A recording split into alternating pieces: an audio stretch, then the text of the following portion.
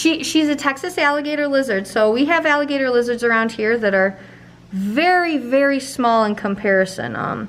She is very large. Everything is bigger, so everything's bigger in Texas. And you can see years ago she did lose her tail right here. And she grew it back. And she grew it back.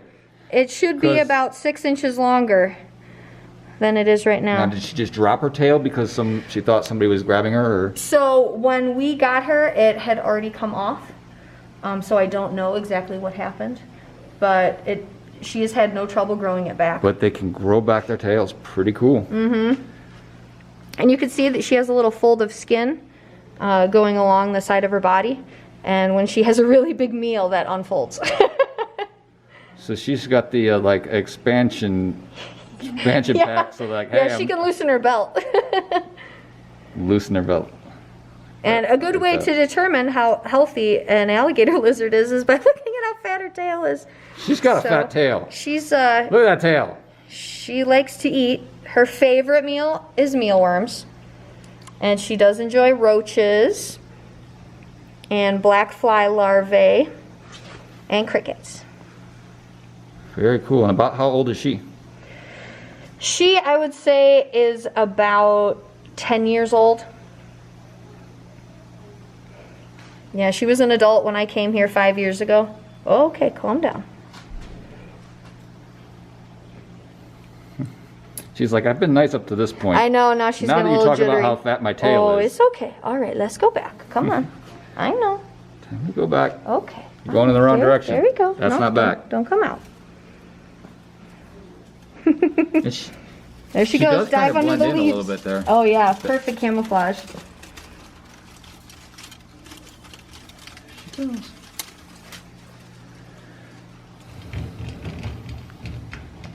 Very cool. Yeah. What else we got?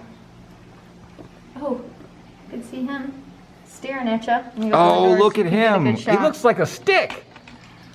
So this is our little vine snake. And this... And now he's not making that rattle. That rattle is actually below. He is not making that rattle, no. But he is mildly venomous. And these only exist in a really small place in the United States. It's a couple hours away from here. It's south of Tucson near the border of Mexico on a place called Ruby Road, which a lot of people know. But it's very difficult to find them because they don't come down out of the trees. He looks like a twig. Yeah, yeah. He's so skinny, guys. Like, it's hard to even get him on the camera because he's so skinny. Look at that, guys. He looks like a branch. You wouldn't even know.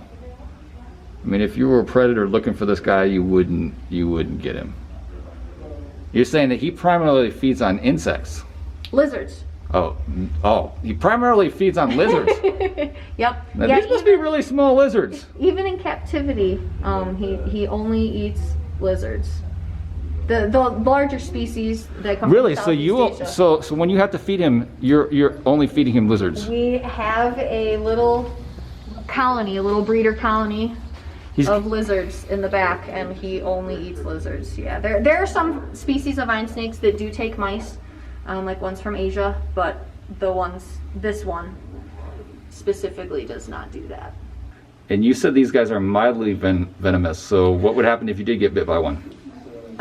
It probably wouldn't do anything because their fangs are so far back in their mouth. But I would just not suggest it. You never know when you're going to have an allergic reaction to a venom. Yeah, so that's the thing. Probably nothing. A lot of people die from snake bites, and it's not necessarily from the venom. It's actually from the anaphylactic shock, which is basically your allergic reaction to them. Yes, yeah. He does kind of hang. You see, like how that kind of, like you're saying, he moves kind of like a branch in the wind. You can actually see how he kind of even goes this number. It's very jittery. Jittery, very jittery when he moves. So when he does move, he's still kind of acting like a branch. Wow. It's very cool. I've gone looking for them so many times and have never been able to find one. Their camouflage is too good. Yeah, I couldn't find them. Hey. I mean, even that little streak around their eye, like it's like a little discoloration of a branch. Everything, like a little knot on a branch. Oh, look how upset he is now. His throat's all swollen. He's huffing air. Is he in alert mode? Oh yeah. Don't look at me.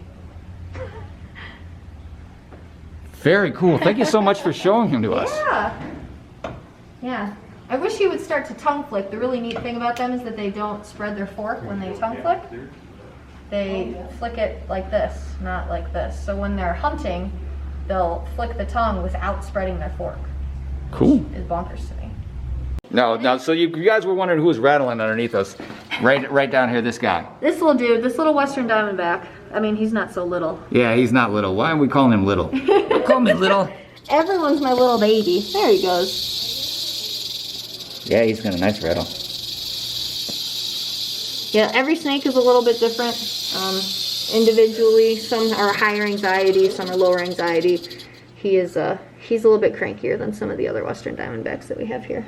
Thanks so much, Rachel, for showing us all those awesome snakes. They got a ton more. Look, we didn't even have time to see everything. Look at them all. Look at them all. If you guys are anywhere near Rodeo, New Mexico, come out to the museum here.